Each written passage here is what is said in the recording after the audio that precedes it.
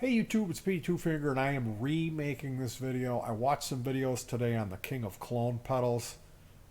It's a purple dual overdrive based on a Marshall Governor, a highly modified Governor. Now there's a bunch of King of Klone pedals. You know, this is a purple pedal. It's a dual overdrive. You go on like a 3-year waiting list and pay through an exorbitant amount of money to obtain an actual one of these.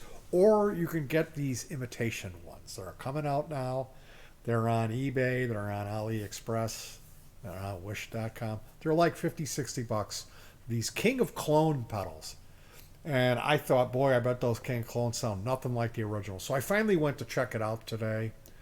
And I was really alarmed at what I learned, and I wanted to share a bit of that with you today in case you were someone who was interested in putting yourself on the waiting list and actually ponying up to get yourself a real King of Klone pedal. What I learned, and I could not believe this, they've changed them, and the new ones don't sound as good. I could not believe it.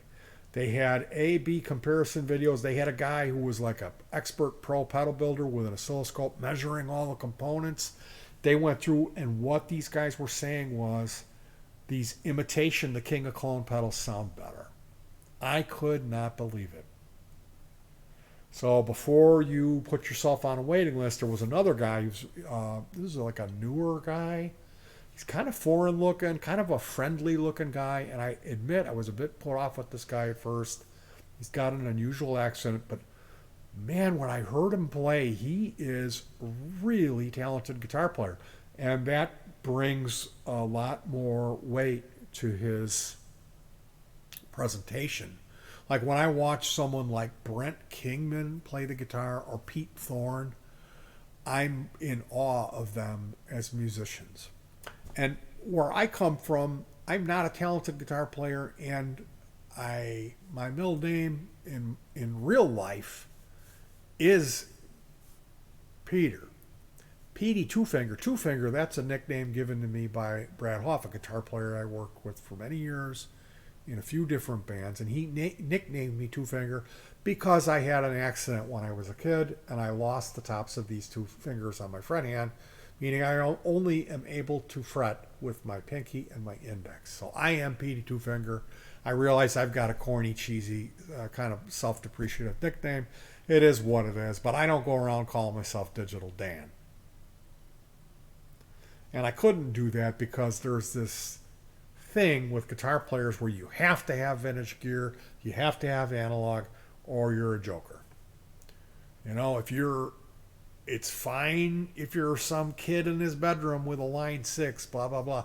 All of this stuff, and that was maybe the case back in the 90s, but it's coming up on 2025. The advancements we've made, these modelers are able to get these tones, and through these modeling devices, you're able to get closer to the effect of a fully mastered guitar sound, like a recorded album, like that high quality of a sound on a pedal live going through the PA. And I would rather have that than amp in a room or feel, quote unquote, feel. Feel is not a game changer to me.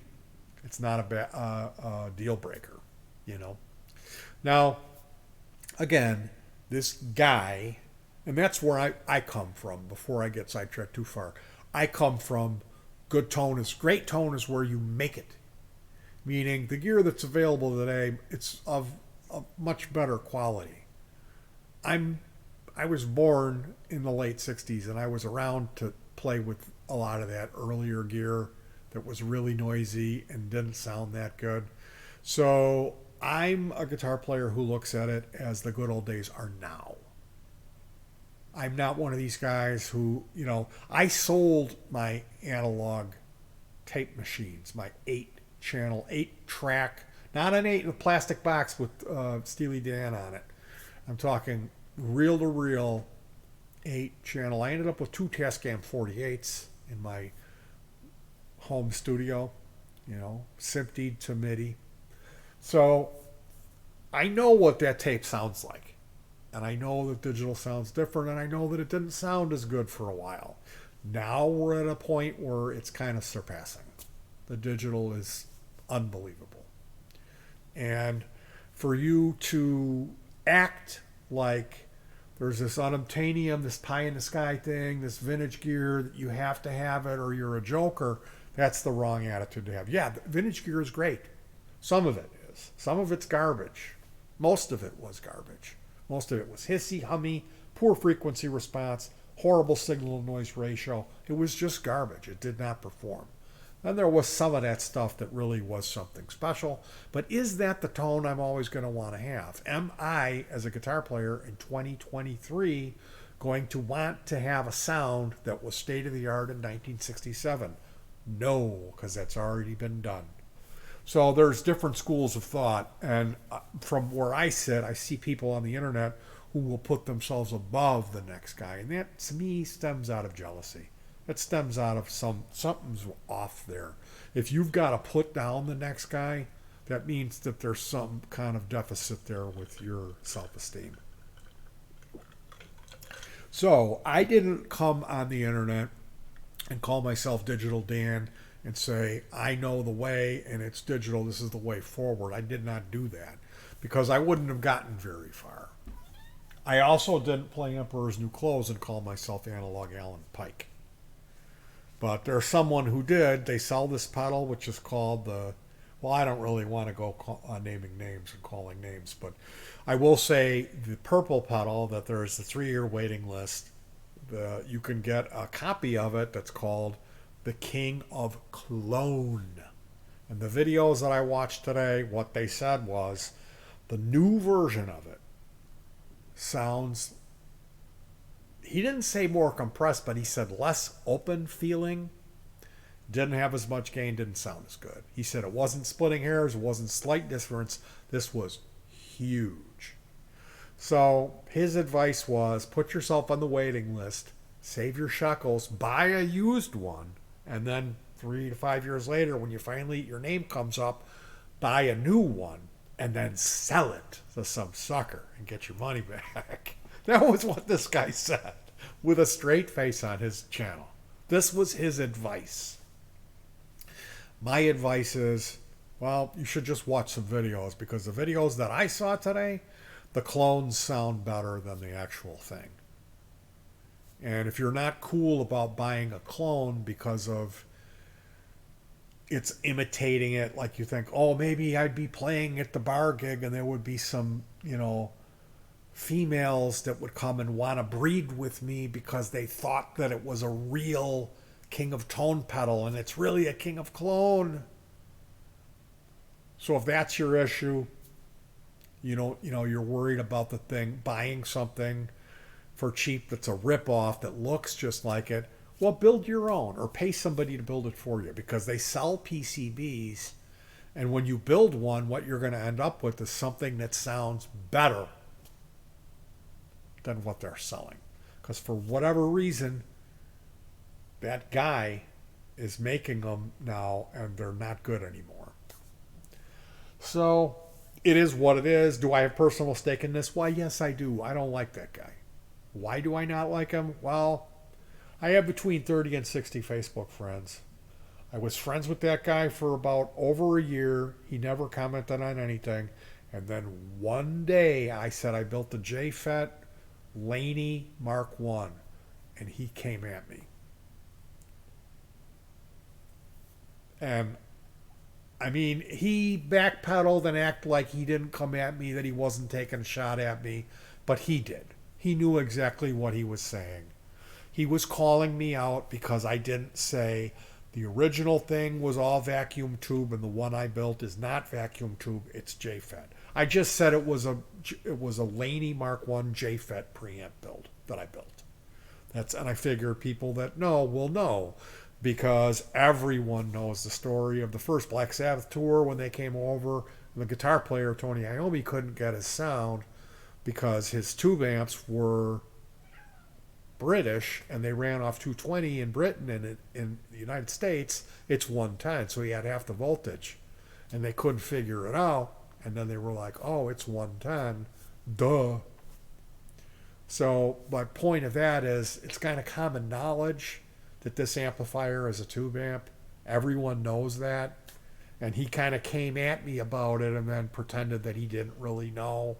He's like, my forte is pedals, not amps. And I was like, you kind of hurt my feelings with that, you know? So if you're curious about that interaction, I screen capped it. Anytime anyone will mess with me, I screen cap all of it and I keep all that stuff. And I'll people go, oh, well, I blocked you and then I changed my mind and unblocked you. And what that does is it deletes all the conversation. And they think like maybe I didn't screen cap it and have all this evidence against them. Well, I do. I have all. Anytime anyone is remotely rude to me, I screen cap it. So I've got overwhelmingly nice stuff of Roger Waters hearting what I've said. And then I've got some mean stuff from some other uh, high target, high ticket value rock and roll stars who have been kind of mean to me. And other various people in the community. And that's my little collection, my precious. But yeah, point being, there is something about having that unobtainium thing, that great pie in the sky. It's not for me. And you should be aware, if you're going to put yourself on that waiting list, what people are saying about these circuits. I don't know for sure. This is all conjecture. I've never played through that pedal. I built myself a Marshall Governor. I really didn't like it. And how this guy got the Marshall Governor to sound good as a low gain overdrive, I don't know. I'm guessing that's all user error on my end. But the Governor was kind of just like a farty. Didn't sound good unless you got it up into the higher gain territories. And even at that point, I wasn't crazy about what it did. And that's what the King of Clones are based on a Governor. And you should definitely check out some demos of it and consider that. Is this something that you need? Is this another flavor of overdrive you need? That's up to you. Tone is in the eye of the beholder. Personally, I don't think I'm going to be, I thought about it. I thought, man, that would be kind of nice to have one of those in my collection. But I've got enough. I've got a Clark Gainster. I've got a Hoochie Mama. And man, that thing. And I got a Bad Monkey. So if I ever want to retire, this is some crazy, crazy stuff with these guitar pedals. So take a look and make up your own mind about the King of Clone debacle. In the meantime, hug your pets and peace.